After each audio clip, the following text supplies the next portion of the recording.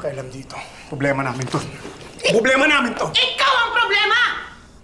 Wala kang ginawa kundi uminom, matulog at magalit! Ang dapat mong gawin, ayusin yung buhay mo! Kailangan mo umalis ka na. Ikaw rin, umalis ka na. Kailangan mo ba talagang gawing miserable buhay mo, ha? Ang kailangan mong gawin, ayusin yung sarili mo! Ayusin yung sarili ko! Alam mo ba kung bakit ako miserable? Nay! Miserable ako dahil sa'yo! Pinaasa mo ako eh! Pinaasa mo ako na mahal pa rin niya ako! Pero habang nagmamakaawa ako sa gitna ng kalsada, iniwan niya ako, Nay! Yun ba ang pagmamahal sa'yo? Bernard! Anak, nasasaktan ako! Wala kang nagawa! Bernard, bitawan mo nga siya! Nanay mo pa rin siya! Ayan! Sa'yo na! Lumayas kayo! Umalis kayo! Layas nga sabi! Umalis kayo! Alis! Alis!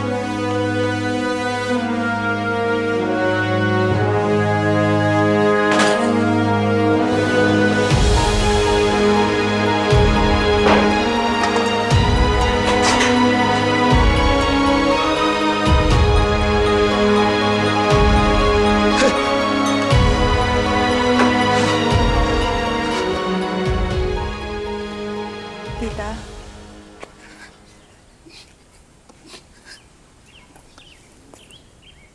Tita.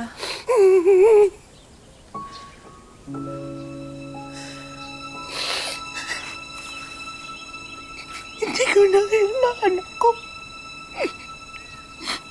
Kasi wala, iniwan siya ni Angela. Lumala na siya. Hindi mo ba sila nag-uusap?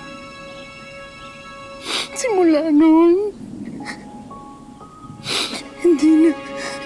Tuluyan na kami kinalimutan ni Angela. Ako din ho eh. Hindi na din niya ako kinakausap.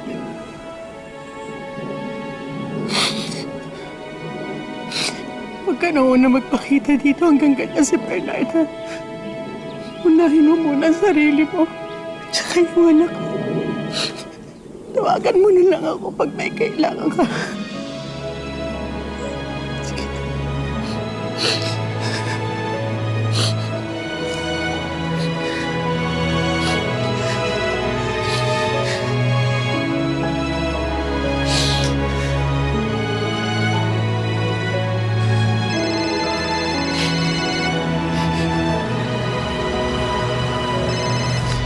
Hello, Danilo? Talaga? Oo, sige. Ako lang. Hindi ko isasama si Bernard. Maraming salamat, ha?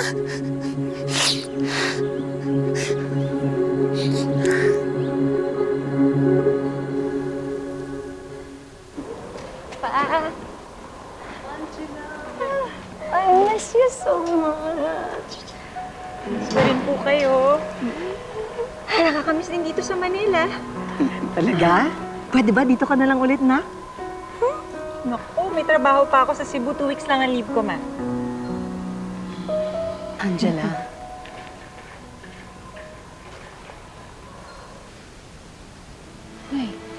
Anong ginagawa mo dito, Hilda?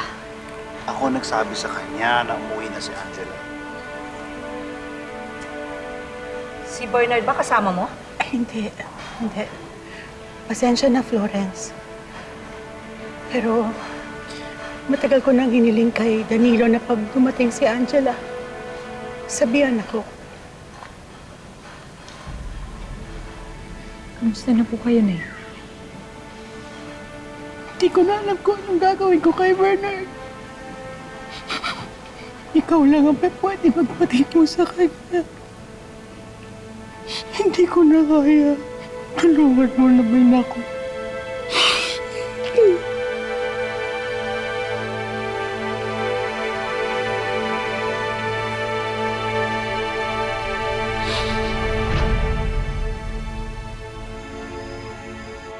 Nay, ayaw niya ba talagang magstay for dinner? Hindi na, anak. Okay lang ako. Si Pasensya na po kayo, Nay, ha? Hindi po ako umuwi dito para kay Bernard. Haharapin ko na lang po siya kapag magsisimula na po yung hearing para sa annulment namin. Tsaka pagka nakapanganak na rin ako. Pasensya na po talaga. Nay.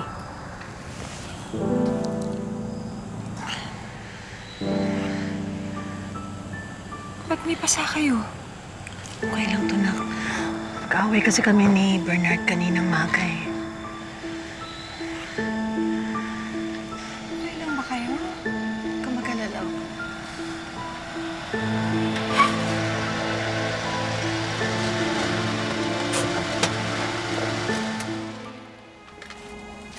Angela.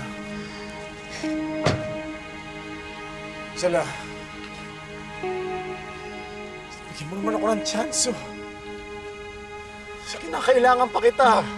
Please. Sa tingin mo talaga, deserving ka na mabigyan ng chance, Bernard? Noon nang bababae ka lang, ah. Tingnan mo nga itsura mo ngayon. Naging lasinggero ka na.